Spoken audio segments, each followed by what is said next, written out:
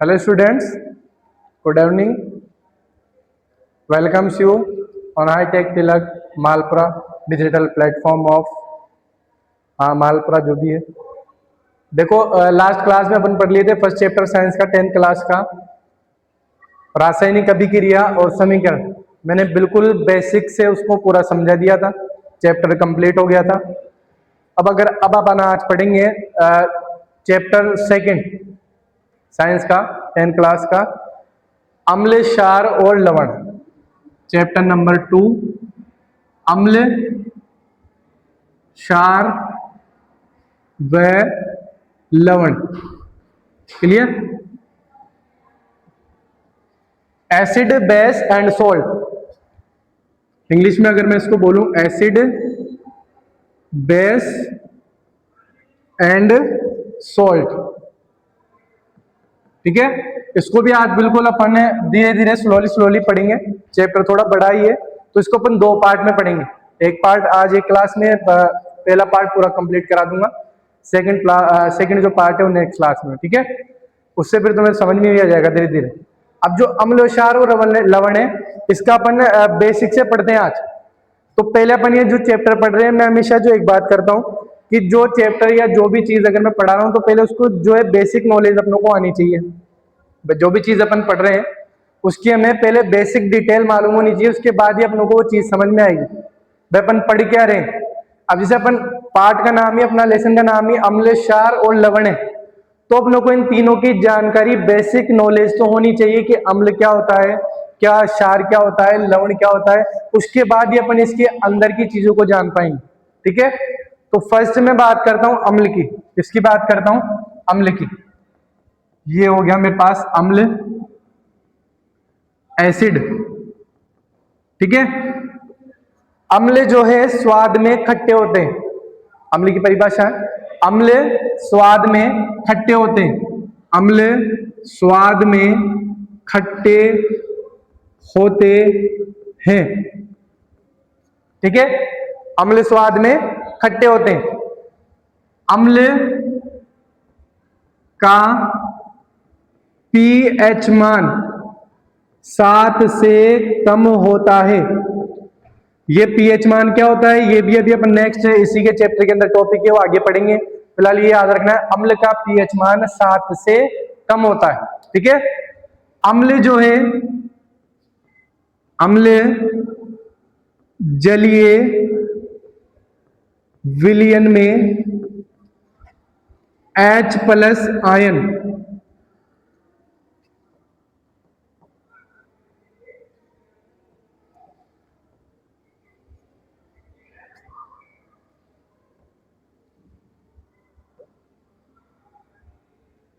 H+ ion देता है। इसको अपन H3O+ आयन भी बोल सकते हैं, ठीक है। जलीय विलयन में H+ आयन देता है। अम्ल की बात चल रही है अभी, ठीक है।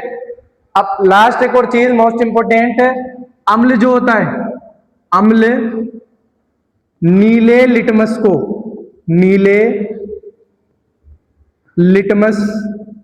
को लाल कर देता है, लाल करता है।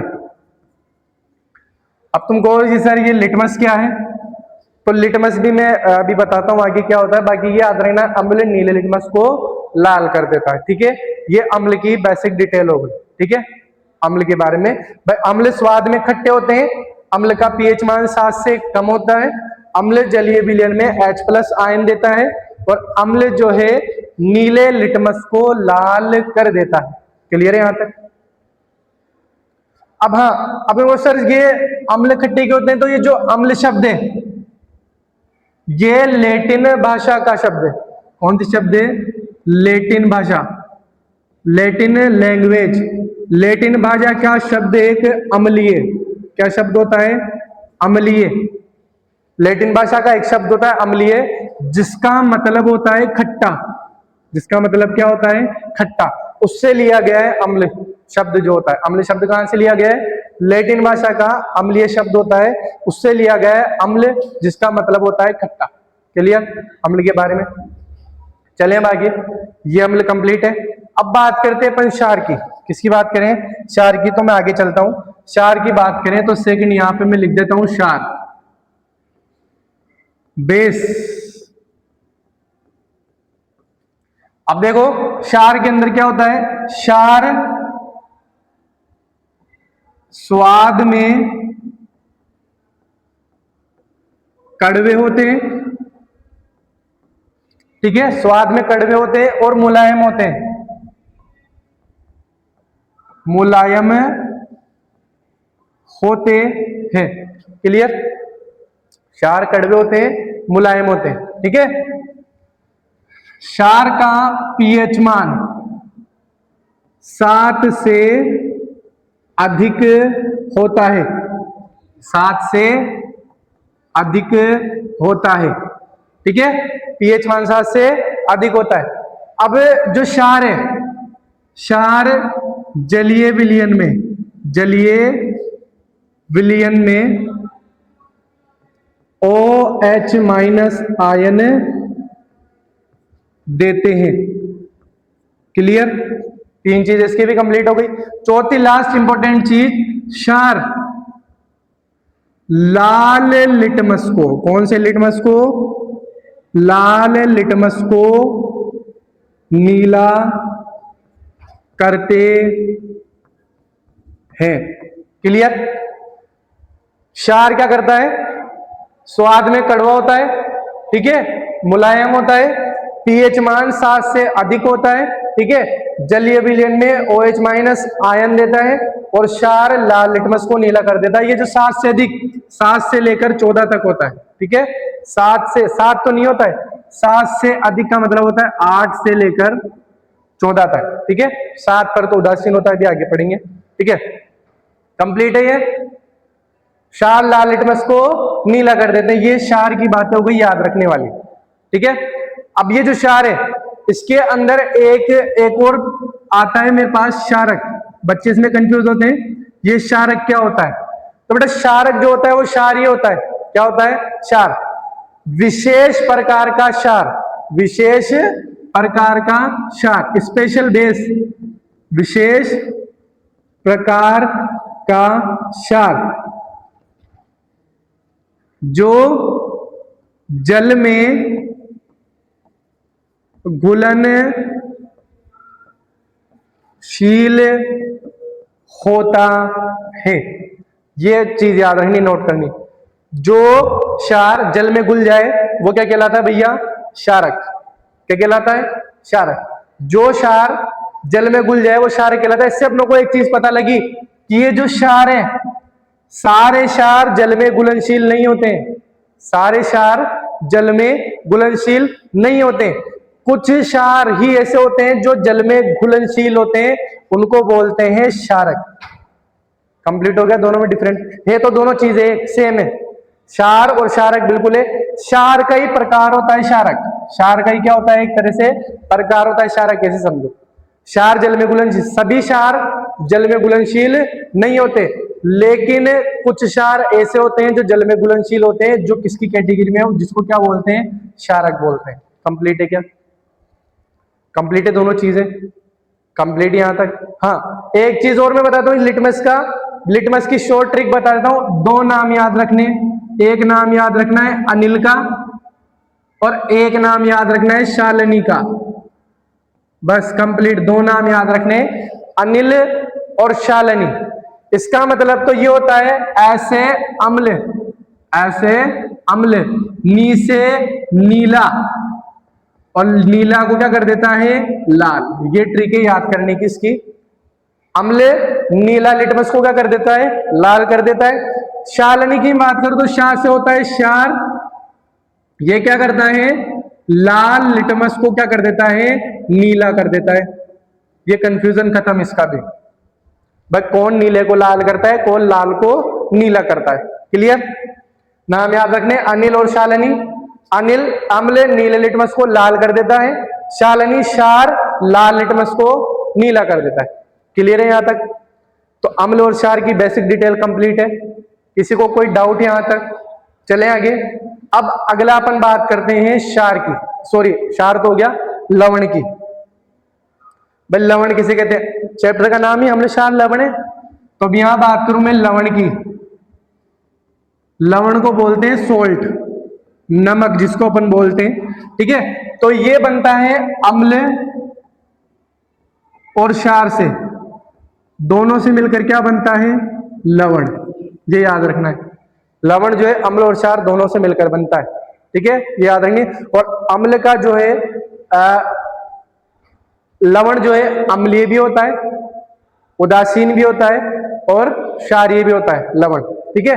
तो जब अगर मैं बात करूं, दो मान होते हैं मेरे पास 0 से 7 और 14, ठीक है।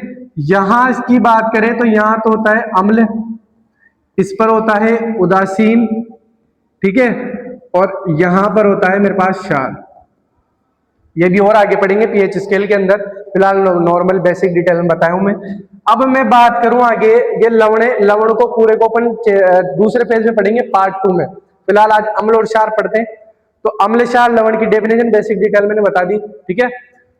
अब आगे अपन अगर बात करें तो मेरे पास आता है परबलता के आधार पर, ठीक है, वो मैं बता देता हूं क्या होता है आगे। एक तो मेरे पास आता है परबल अम्ल, एक आता है मेरे पास दुर्बल अम्ल, एक आता है मेरे पास परबल क्षार, और एक आता है मेरे पास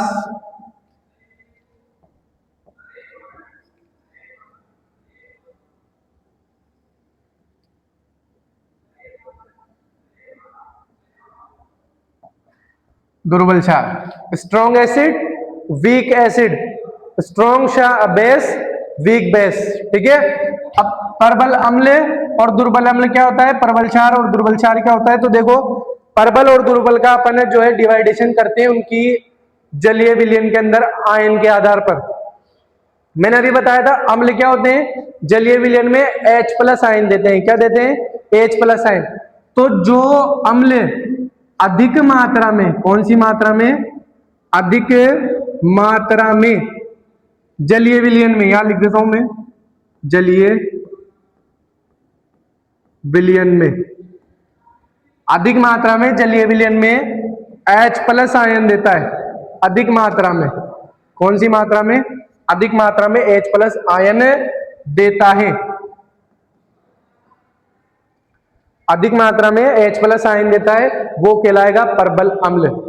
एग्जाम्पल के तौर पर परबल अम्ल के अंदर आता है एक उदाहरण HCl हाइड्रोक्लोरिक अम्ल, एक आता है हाइड्रोजन सल्फेट H2SO4, एक आता है मेरे पास हाइड्रोजन नाइट्रेट जिसको बोलते हैं नाइट्रिक अम्ल, इसको सल्फ्यूरिक अम्ल बोलते हैं, इसको नाइट्रिक अम्ल बोलते हैं, इसको हाइड्रोक्लोरिक अम्ल बोलते हैं।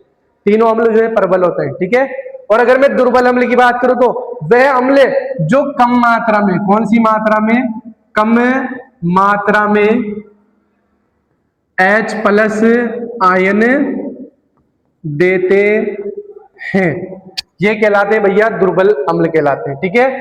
अब दुर्बल अम्ल की अगर मैं उदाहरण बताऊं तो एक तो हो गया मेरे पास CH3COOH एसिटिक अम्ल, ठीक है, CH3COOH। एक आता है मेरे पास लैक्टिक अम्ल, लैक्टिक अम्ल, एक आता है मेरे पास ऑक्जेलिक अम्ल। तो ये बहुत सारे उदाहरण हो गए, 2-3 उदाहरण बता दिए मैंने, ठीक है। ये परबल अम्ल हो गया और दुर्बल अम्ल हो गया, क्लियर है क्या ये वाली बात भी दोनों की। जो अधिक मात्रा में H+ आयन देंगे वो होंगे परबल अम्ल, जो कम मात्रा में H+ आयन देंगे वो होंगे दुर्बल अम्ल। परबल क्षार, अब मैंने बताया था क्षार क्या देते हैं जलीय विलयन में, OH- आयन, क्लियर। तो जो अधिक मात्रा में, अधिक मात्रा में जो कौन, क्षार, वह क्षार जो अधिक मात्रा में OH- आयन देते हैं वो कहलाते हैं भैया प्रबल क्षार। क्या कहलाते हैं, प्रबल क्षार। इसका एग्जांपल हो गया पोटेशियम हाइड्रोक्साइड, ठीक है, मेरे पास हो गया सोडियम हाइड्रोक्साइड, ठीक है। उसके बाद अगर मैं बात करूं कैल्शियम हाइड्रोक्साइड, ये हो गए प्रबल क्षार के उदाहरण, ठीक है।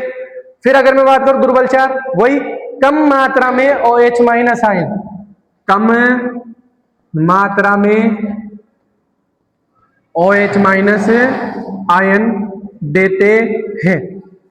क्लियर है क्या? अब इसका हो गया अमोनियम हाइड्रोक्साइड NH3OH, ये दुर्बल क्षार का एक उदाहरण हो गया। भैया नींद आ रही है क्या? जग जाओ थोड़ा, ठीक है? कंप्लीट है क्या यहां तक? चले आगे। अब इसी के अंदर एक और चीज आती है, बच्चे स्टूडेंट कंफ्यूज होते हैं तनु और सांद्र के अंदर। तनु अम्ल, सांद्र अम्ल, तनुक्षार और सांद्र क्षार क्या होता है, तो उसका भी मैं बता देता हूं। यहां तक कंप्लीट है तो देखो नेक्स्ट बात करता हूं मैं तनु अम्ल और सांद्र क्षार। सांद्र क्षार क्या रे?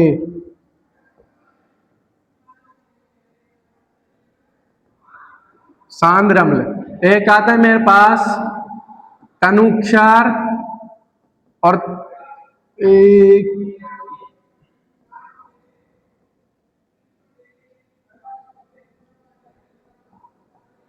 सांद्र क्षार।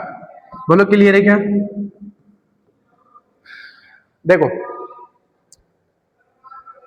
ड्यूलाइट, हाँ इंग्लिश में ड्यूलाइट, तनु अम्ल, सांद्र अम्ल, तनुक्षार, सांद्र क्षार। देखो एक चीज याद रखना है, जो तनु होता है, इस तनु का मतलब होता है भैया पतला।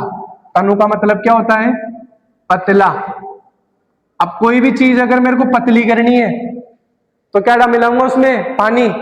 कोई भी चीज हो पतली हो जाती है तो अपन उसको क्या बोलते हैं? यार पतला हो गया, मतलब पानी ज्यादा हो जाता है किसी चीज के अंदर तो अपन क्या बोलते हैं? यार ये तो पतला हो गया। जैसे सब्जी हो गई, सब्जी में मान लो किसी ने गलती से ज्यादा पानी डाल दिया तो क्या बोलता है? भाई यार सब्जी पतली हो गई। तो पानी की मात्रा तो ज्यादा हो गई और सब्जी की मात्रा क्या हो गई? कम है, तो उसको अपन बोलते हैं पतली सब्जी हो गई। वैसे ही पतली सब्जी का मतलब तनु सब्जी, उसको अपन ये बोल सकते हैं तनु सब्जी। तो वैसे यहाँ पर जो तनु अम्ल है, इसका मतलब होता है वह अम्ल है जिसके अंदर पानी की मात्रा तो क्या हो? पानी अधिक हो और अम्ल क्या हो? कम। तो वो तो कहलाता है तनु अम्ल। पानी की मात्रा अधिक, पानी अधिक और अम्ल क्या हो? कम, तो पतला अम्ल, ठीक है। और सांद्र अम्ल का मतलब जाड़ा।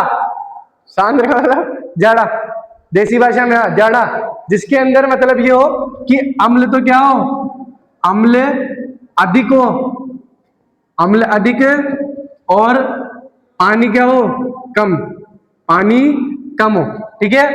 अब तनुक्षार की अगर मैं बात करूं तो वही तनुक्षार, पतला क्षार और सांद्र क्षार, इसके अंदर भी क्या होता है? पानी अधिक, पानी अधिक यानी कि जल अधिक हो और क्षार की मात्रा क्या हो? क्षार कम, ठीक है। इसमें पानी कम और क्षार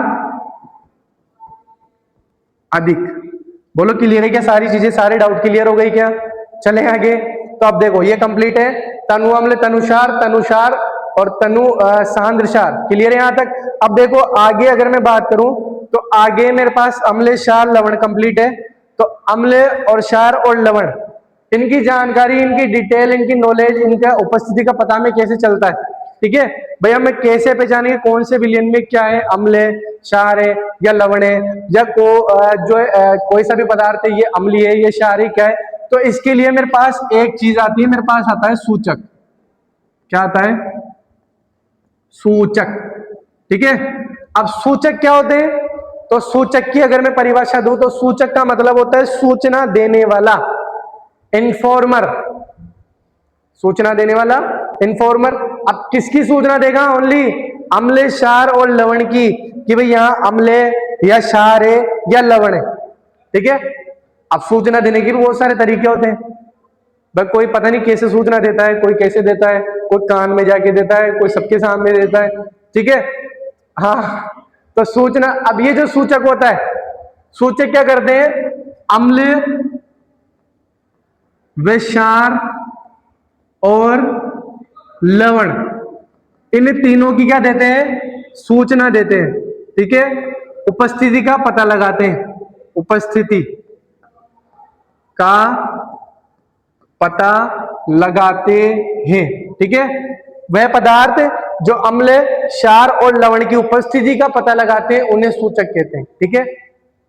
अब ये जो सूचक है, अब ये जो सूचना देते हैं ये किस रूप में देते हैं? एक तो ये रंग परिवर्तन के अंदर देते हैं, एक गंध के अंदर देते हैं, और उसके अलावा अवस्था के अंदर देते हैं। ठीक है, मतलब ये पदार्थों के सर पदार्थ है, निर्जीव है, बोलता थोड़ी है। सूचना कैसे देगा? कान में आके फुसफुसाएगा या कुछ बोलेगा? नहीं, ये अपना रंग बदल देते हैं, गिरगिट की तरह। जैसे गिरगिट रंग बदलता है, वैसे ये भी अपना रंग बदल देते हैं। कोई सा भी पदार्थ जो सूचक होता है वो रंग बदल देते हैं। ठीक है, उनकी गंध होती है, स्मेल, वो चेंज हो जाती है, वो चेंज करके देते हैं। और उनकी जो अवस्था है वो चेंज करके ये सूचना देते हैं कि यहाँ पर अम्ल है, क्षार है या लवण है। फॉर एग्जाम्पल अभी मैंने बताया था लिटमस। लिटमस जो है सूचक होता है। क्या होता है? सूचक, सूचना देने वाला। वो क्या हो जाता है? नीले से लाल हो जाता है। ठीक है, और फिर क्या हो जाता है? वो लाल से नीला। अब मैंने ट्रिक बताई थी, ठीक है, कि अम्ल होगा। क्या होगा? अम्ल। तो नीला जो लिटमस क्या हो जाएगा? लाल हो जाएगा। और अगर क्षार होगा, क्या होगा? क्षार। तो भैया लाल लिटमस कैसा हो जाएगा? नीला। हो गया कलर में चेंज। लिटमस नीला भी होता है, लाल भी होता है। अगर नीले लिटमस को मान लो किसी विलियन के अंदर डाल दें तो वो अगर लाल हो जाता है तो भैया वो अम्ल है, और अगर लाल नहीं होता है तो नीला है तो वो क्षार है। या मान लो किसी विलियन के अंदर अगर मान लो लाल लिटमस को डाल दें, अगर वो लाल ही रहता है तो भैया वो क्षार ही है, वो सॉरी अम्ल है। और अगर वो नीला हो जाता है तो भैया वो क्या है? अम्ल है। ऐसे सूचक सूचना देते हैं। क्लियर? ये तो बात थी भाई सूचक जो सूचना किसके रूप में देते हैं? रंग, गंध और अवस्था के रूप में। ठीक है, अब मैं बात करूं, सूचक भी 3 प्रकार के होते हैं। कितने प्रकार के होते हैं सूचक? क्वेश्चन बनता है, सूचक क्या होते हैं, सूचक किसे कहते हैं, सूचक कितने प्रकार के होते हैं। ठीक है, तो मैं प्रकार बताऊं तुम्हें यहाँ पे। तो प्रकार अगर मैं बात करूं प्रकार की, ये लो, तो सूचक जो है 3 प्रकार के होते हैं। कितने प्रकार के होते हैं? 3 प्रकार के। पहला सूचक तो होता है मेरे पास प्राकृतिक सूचक। प्राकृतिक सूचक, नेचुरल। दूसरा मेरे पास होता है संश्लेषित सूचक। संश्लेषित सूचक। तीसरा जो सूचक होता है मेरे पास वो होता है गंधीय सूचक। गंधीय सूचक। बोलो भैया कंप्लीट है क्या? अब प्राकृतिक सूचक की अगर मैं बात करूं तो यह सूचक प्रकृति में विद्यमान रहते हैं, नेचुरल, जैसे पेड़ पौधे वगैरह हो गए उनके अंदर रहते हैं। तो प्राकृतिक सूचक हमेशा प्रकृति में विद्यमान रहते हैं। और इसका उदाहरण हो गया पहला तो लिटमस। क्या हो गया भैया? लिटमस। फिर मैं बात करूं अपनी हल्दी, जो अपनी टर्मरिक आती है, हल्दी है जो अपने घर में काम में लेते हैं, वो भी एक प्राकृतिक सूचक है जो अम्ल, क्षार और लवण का पता बताती है। ठीक है, देखा करो आज जैसे कोई सब्जी वगैरह में दाग लग जाता है कपड़ों पर, तो धुलने के बाद देखो उसका कलर चेंज हो जाता है, होता है ना कलर चेंज। तो वो क्यों होता है? क्योंकि सब्जी के अंदर क्या डालते हैं अपन? हल्दी, मसाले के अंदर। ठीक है, तो वो जो धुलने के बाद मान लो क्षार वगैरह रहता है, सिरप वगैरह क्षारीय होता है, तो वो धोते हैं तो वो कलर चेंज हो जाता है उसका। ठीक है, तो हल्दी हो गई, लिटमस हो गया। उसके बाद मैं अगर बात करूं प्राकृतिक सूचक के अंदर एक आती है मेरे पास लाल पत्ता गोभी। लाल पत्ता गोभी। ठीक है, 3 हो गए। फिर मैं बात करूं हाइड्रेंजिया का पौधा। हाइड्रेंजिया का पौधा। ठीक है, और अगर मैं बात करूं यहां पर मैं इसको रफ कर देता हूं। हाइड्रेंजिया का पौधा हो गया। ठीक है, पेटूनिया, ये भी पौधा होता है एक प्रकार का, पेटूनिया। तो कितने प्राकृतिक सूचक लिखवा दिए मैंने? लिटमस, हल्दी, लाल पत्ता गोभी, हाइड्रेंजिया का पौधा और पेटूनिया। 1 नंबर में क्वेश्चन पूछ लेता है 2 प्राकृतिक सूचक के नाम लिखिए, कोई से भी लिख के आ सकते हो। हल्दी, लिटमस, पेटूनिया, लाल पत्ता गोभी, ठीक है, हाइड्रेंजिया का पौधा। क्लियर? प्राकृतिक सूचक। फिर बात करूं संश्लेषित सूचक, तो संश्लेषित सूचक होते हैं हमेशा रासायन के रूप में, केमिकल के रूप में। किसके रूप में? केमिकल के रूप में। संश्लेषण मतलब जो मानव द्वारा निर्मित होते हैं, ठीक है, जिनको बनाया जाता है। तो संश्लेषित सूचक तो मेरे पास हो गया एक तो मेथिल ऑरेंज, मेथिल ऑरेंज। ठीक है, एक मेरे पास है फिनोल्फथेलिन, फिनोल्फथेलिन। ठीक है, ये 2 सूचक हो गए, मेथिल ऑरेंज और फिनोल्फथेलिन। 2 संश्लेषित सूचक के नाम लिखिए, तो 2 ही है, मेथिल ऑरेंज, फिनोल्फथेलिन। तुम्हारे कोर्स के अंदर 2 ही दे रखे हैं। ठीक है, गंधीय सूचक की बात करें तो भैया ये गंध के रूप में होते हैं, गंध द्वारा सूचना देते हैं। तो भैया एक तो हो गया मेरे पास लौंग का तेल, किसका तेल? लौंग का तेल। सेकंड हो गया मेरे पास प्याज, भैया प्याज भी गंध, प्याज की गंध आती है, वो सूचना देता है अम्ल, क्षार और लवण की। तीसरा मेरे पास वनीला, वनीला फ्लेवर आइसक्रीम, भैया आइसक्रीम नहीं, वनीला जो है फ्रूट होता है, क्या होता है ये? फ्रूट, और फ्रूट का जो फ्लेवर होता है उसकी आइसक्रीम वगैरह कुछ भी चीजें बन जाती है, तो वनीला भैया फ्रूट होता है, क्या होता है ये? फ्रूट। ये भी अपनी गंध बदल बदल के सूचना देता है। बोलो क्लियर है यहां तक? चलें आगे, चलें क्या? चलो आगे देखो। आगे अगर मैं बात करूं यहाँ पे, ये कंप्लीट हो गया अम्ल क्षार लवण का टॉपिक। अब अपना जो मेन टॉपिक है वो चलता है, बिल्कुल इजी तरीके से समझाऊंगा, कंफ्यूजन जिसके अंदर होता है। अपन चलते हैं अम्ल क्षार के रासायनिक गुणधर्म। अम्ल क्षार के रासायनिक गुण धर्म। अम्ल क्षार के रासायनिक गुणधर्म, तो गुणधर्म में अपन पढ़ेंगे अभिक्रियाएं। क्या पढ़ेंगे हम? अभिक्रियाएं, जिसके अंदर दिमाग घूमता है। हाँ देखो, पहला जो रासायनिक गुणधर्म है वो अपन पढ़ते हैं, यहां पर मैं बता देता हूं। अम्ल और क्षार की, अम्ल और क्षार की, देखो दोनों का साथ में बताते हुए चलूंगा मैं, दोनों का साथ में बताते हुए चलूंगा। पहला रासायनिक गुणधर्म, अम्ल और क्षार की धातु के साथ अभिक्रिया। किसके साथ अभिक्रिया? धातु के साथ। भाई अम्ल की धातु के साथ अभिक्रिया होता है तो क्या होता है? क्षार की धातु के साथ अभिक्रिया होता है तो क्या होता है? ये पहला रासायनिक गुणधर्म है। तो याद रखना, अम्ल और क्षार दोनों धातु के साथ अभिक्रिया करके बनाते हैं, एक तो भैया लवण बनाते हैं और एक मेरे पास बनता है हाइड्रोजन गैस। क्या बनती है? Hydrogen gas. बोलो कंप्लीट है क्या?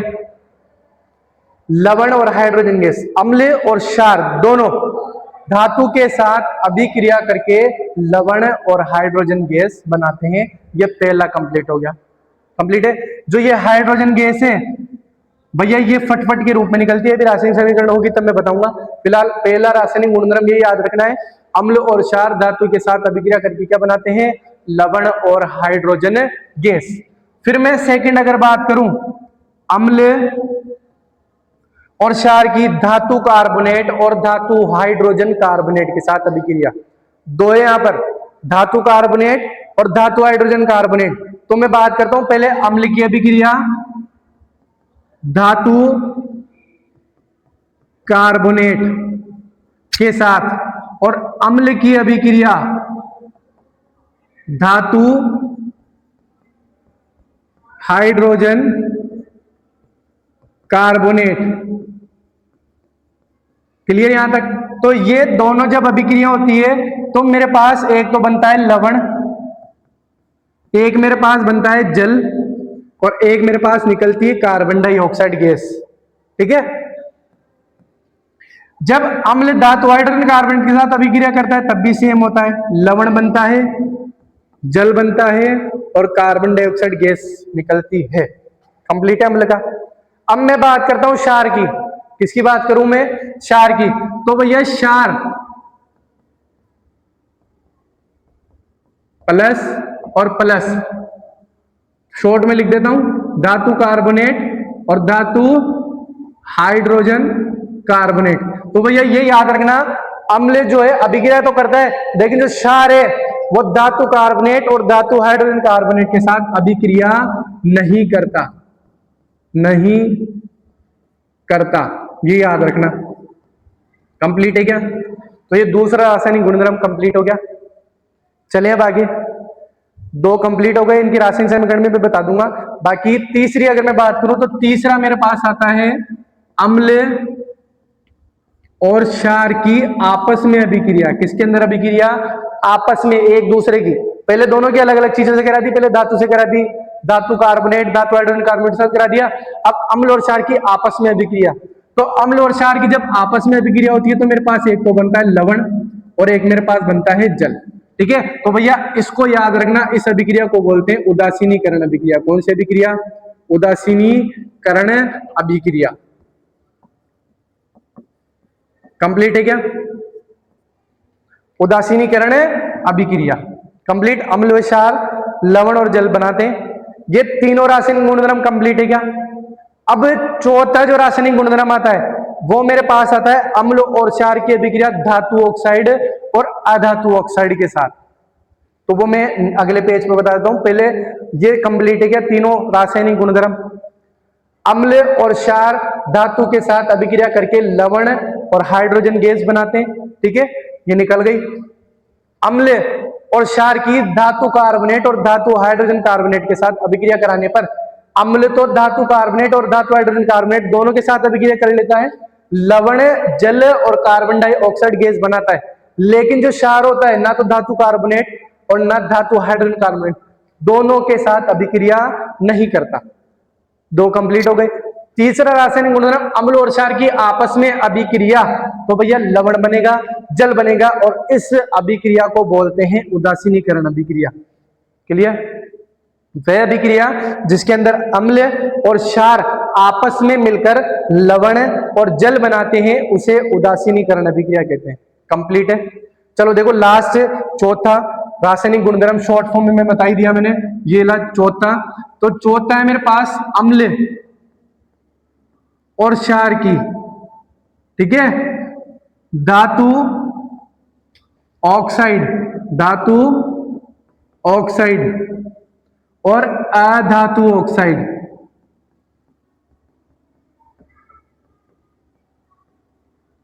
के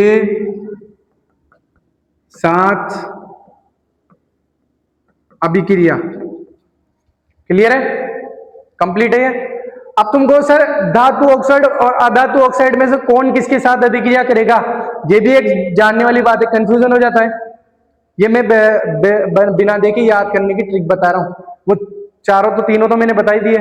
ठीक है, ये रासायनिक गुणधर्म ऑटोमेटिक है तो बहुत बड़े बड़े लगते हैं क्योंकि रासायनिक केमिस्ट्री की टाइप के हैं, पूरे समीकरण है, इक्वेशन है। ठीक है, तो अब ये जो चौथा है धातु ऑक्साइड और अधातु ऑक्साइड, तो याद रखना ये जो धातु ऑक्साइड है, ये रहा धातु ऑक्साइड, ये याद रखना क्षारीय प्रकृति के होते हैं। कौन से प्रकृति के? क्षारीय प्रकृति के। कौन? धातु ऑक्साइड।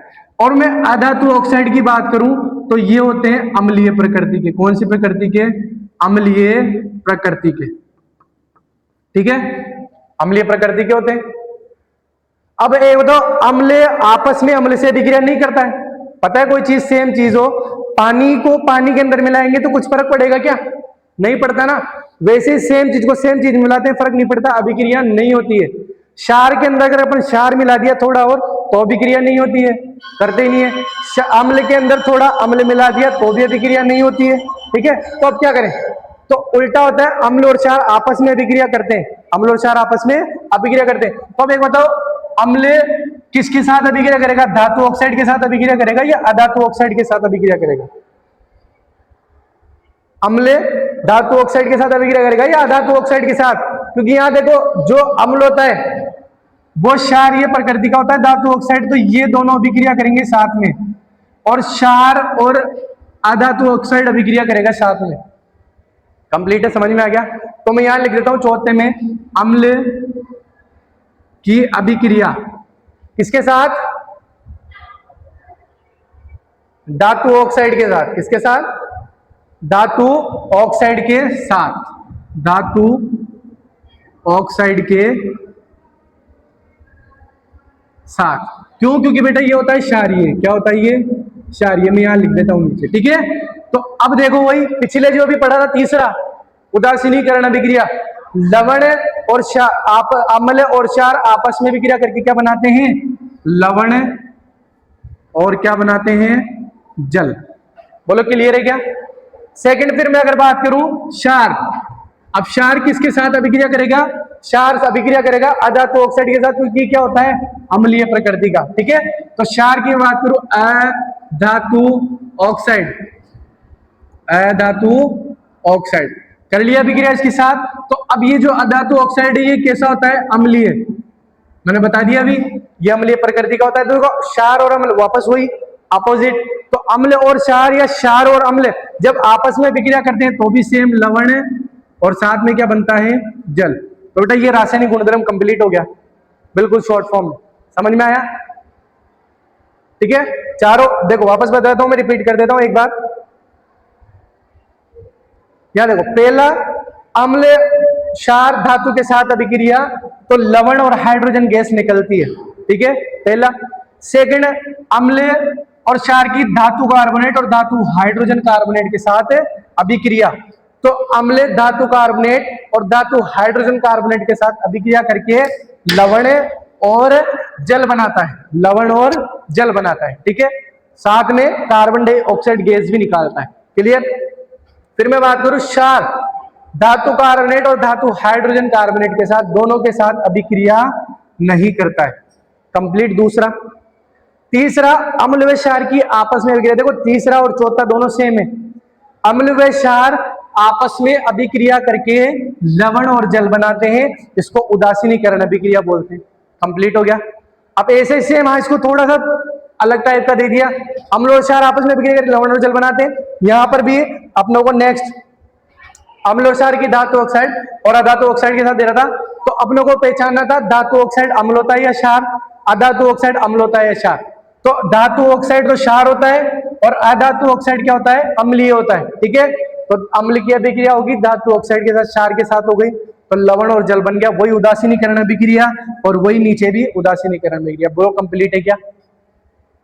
चले आगे। अब इसकी रासायनिक समीकरण के हिसाब से मैं बताऊं तो कंप्लीट है, बताऊं एक और, चलो ये लो,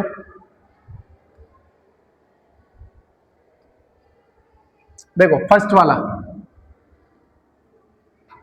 अम्ल व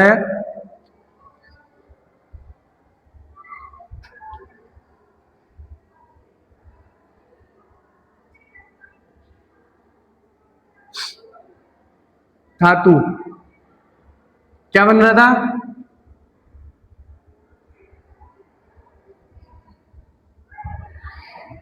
लवण और साथ में निकल रही थी हाइड्रोजन गैस, और क्षार में भी ऐसा ही हो रहा था, प्लस धातु क्या बन रहा था अभिक्रिया होकर, लवण और साथ में हाइड्रोजन गैस। अब मैं अगर इसकी रासायनिक समीकरण की बात करूं तो मैंने अम्ल ले लिया अपना साधारण सा HCl ले लिया, क्या हाइड्रोक्लोरिक अम्ल, ठीक है। धातु की बात करूं तो मैं धातु यहां पर ले लेता हूं जिंक, जस्ता धातु ये अपनी, तो जब ये अभिक्रिया करेंगे तो मेरे पास बनता है जिंक क्लोराइड और साथ में मेरे पास निकलेगी हाइड्रोजन गैस। देखो देखा कंप्लीट है क्या, ये तो हो गया लवण और ये हो गई हाइड्रोजन गैस, समीकरण कंप्लीट। हाँ, अगर तुम्हें पूरा वे पता रहेगा कि किससे क्या बनेगा अभिक्रिया कराने पर, तो ये रासायनिक समीकरण में तुम्हें दिक्कत ही नहीं आएगी, ठीक है। जैसे मेरे को पता था अम्ल धातु आपस में अभिक्रिया करके लवण और हाइड्रोजन गैस बनाते हैं, तो तुम्हें पता लग जाएगा भैया लवण बनेगा हाइड्रोजन गैस बनेगी, ठीक है। क्षार और धातु, क्षार मैंने ले लिया NaOH, क्या ले लिया NaOH, और साथ में मैंने ले लिया जिंक, वही वापस सेम, यहाँ अम्ल हो गया यहाँ क्षार हो गया, ठीक है। ये दोनों जब अभिक्रिया करते हैं तो मेरे पास बनता है Na2 सोडियम जिंकेट बनता है, क्या बनता है, सोडियम जिंकेट, सोडियम जिंकेट, इसका नाम क्या होता है, सोडियम जिंकेट, क्लियर है क्या, ठीक है। और साथ में क्या निकलेगी, हाइड्रोजन गैस। बोलो ये पहला रासायनिक गुणधर्म विथ इक्वेशन कंप्लीट है क्या, इजी है ना, ठीक है। अब सेकंड अगर मैं बात करूं, सेकंड की अगर मैं बात करूं, ये फर्स्ट वाला कंप्लीट है क्या, बोलो कंप्लीट है क्या। चलें आगे, चलो अब देखो आगे, सेकंड गुणधर्म क्या था, अम्ल और क्षार की अभिक्रिया धातु कार्बोनेट और धातु हाइड्रोजन कार्बोनेट के साथ। तो पहले मैं करता हूं धातु कार्बोनेट के साथ, धातु कार्बोनेट के साथ अभिक्रिया कराने पर क्या बनता है, एक तो मेरे पास बनेगा लवण, एक मेरे पास बनेगा जल और एक मेरे पास बनेगी कार्बन डाइऑक्साइड गैस। हाँ भैया यहाँ देखो पीछे, ये जो हाइड्रोजन गैस है ये फटफट के रूप में निकलती है, फटफट की ध्वनि के साथ, फटफट की ध्वनि के साथ। मोमबत्ती या कोई भी आग होती है, आग को जैसे ही उस अभिक्रिया के पास लेकर जाते हैं तो वहां पर फटफट की आवाज आती है। तो फटफट की आवाज क्या होती है, क्यों आती है, हाइड्रोजन गैस की वजह से, क्योंकि हाइड्रोजन गैस हवा में रहती है ऑक्सीजन में, आग जाती है वो फटफट करने लग जाती है, हाँ फटफट। चलो देखो ये हो गया। सेकंड है अम्ल और साथ में धातु हाइड्रोजन कार्बोनेट, सेम था ना। तो ये इसमें भी क्या बनेगा, लवण, मेरे पास बनेगा जल और मेरे पास निकलेगी कार्बन डाइऑक्साइड गैस। और हाँ क्षार तो दोनों के साथ अभिक्रिया करता ही नहीं है, कंप्लीट हो जाएगा। दूसरा भी देखो अम्ल, अम्ल के लिए मैंने ले लिया यहाँ पर HCl ले लिया, क्या ले लिया HCl, और धातु कार्बोनेट मैंने ले ली Na2CO3। देखो कंप्लीट है क्या, धातु सोडियम धातु होती है, कार्बोनेट धातु कार्बोनेट, ठीक है। अब यहां पर मेरे पास बनेगा NaCl, बचा मेरे पास H2O और साथ में निकल गई कार्बन डाइऑक्साइड गैस। बोलो कंप्लीट, कोई दिक्कत है क्या इसमें भी नहीं है ना। सेम ऐसा ही नीचे, नीचे है मेरे पास HCl वही साथ में, ठीक है, प्लस धातु कार्बोनेट मैंने ले लिया NaHCO3, सोडियम बाइकार्बोनेट, यहाँ सोडियम कार्बोनेट था, यहाँ सोडियम बाइकार्बोनेट हो गया, धातु हाइड्रोजन कार्बोनेट। तो वही मेरे पास देखो NaCl plus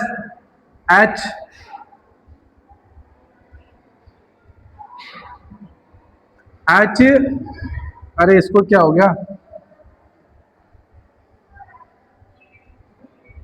H2O plus CO2। बोलो क्लियर है क्या, कंप्लीट है दोनों।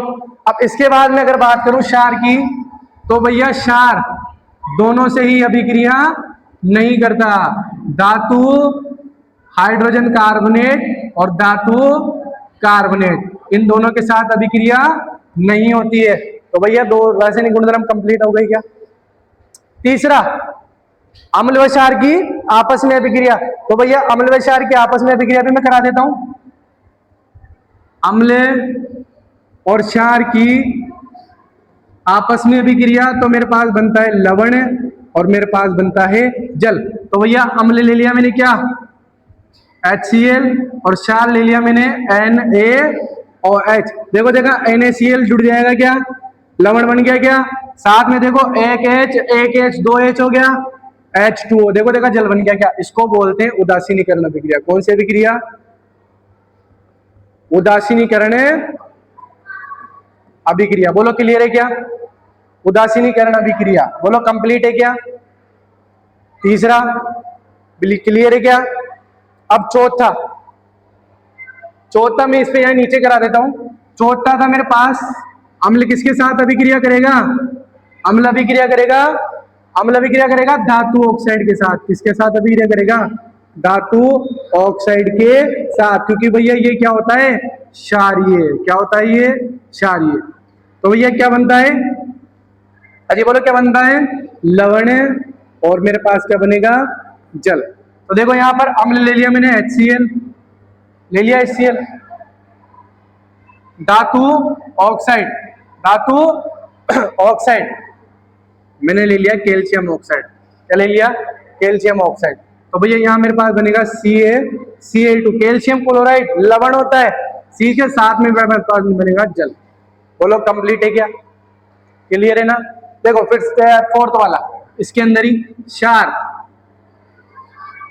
अब किसके साथ करेगा, अधातु ऑक्साइड के साथ, अधातु ऑक्साइड के साथ अभिक्रिया करेगा। क्यों करेगा, क्योंकि ये अम्लीय होता है। कैसा होता है, अम्लीय, ठीक है। अब जब अम्लीय होता है, क्षार मैंने ले लिया यहाँ पे NaOH, और भैया अधातु मैंने ले लिया यहाँ पर CO2, क्या ले लिया मैंने CO2 ले ली क्या। अब बताओ दे क्या बनेगा, अरे क्या बनेगा, यहां पर बनेगा मेरे पास कैल्शियम हाइड्रोक्साइड, क्या बनेगा कैल्शियम हाइड्रोक्साइड। चलो मैं यहाँ ये ले लेता हूं, ये लो तुम्हें समझ में नहीं आएगा, यहां मैं ले लेता हूं कैल्शियम हाइड्रोक्साइड, क्षारीय है ना, ये भी क्षारीय है। तो देखो देखा कैल्शियम हाइड्रोक्साइड, अधातु ऑक्साइड, कार्बन डाइऑक्साइड,